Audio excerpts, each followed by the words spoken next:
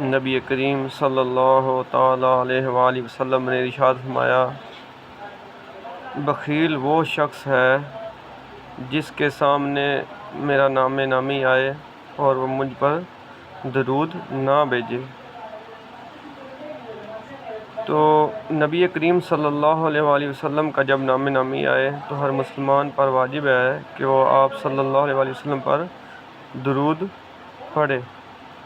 نبی کریم صلی اللہ علیہ وآلہ وسلم نے یہ بھی ارشاد فرمایا، جو مجھ پر درود پڑھنا بھول گیا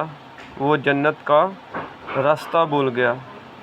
نبی کریم صلی اللہ علیہ وآلہ وسلم پر درود و سلام پڑھنا، آپ صلی اللہ علیہ وسلم کے ساتھ محبت کا اظہار کرنا اور آپ صلی اللہ علیہ وآلہ وسلم پر کثرت سے درود پاک پڑھنا یہ مومن کی نشانی ہے، کیونکہ نبی پاک صلی اللہ علیہ وآلہ وسلم کی جو ذات ہے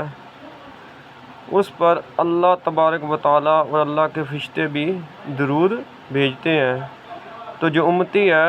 اس کا بھی حق بنتا ہے کہ جب نبی کریم صلی اللہ علیہ وآلہ وسلم کا نام نامی آئے آپ پر درود بھیجا جائے، درود و سلام بھیجا جائے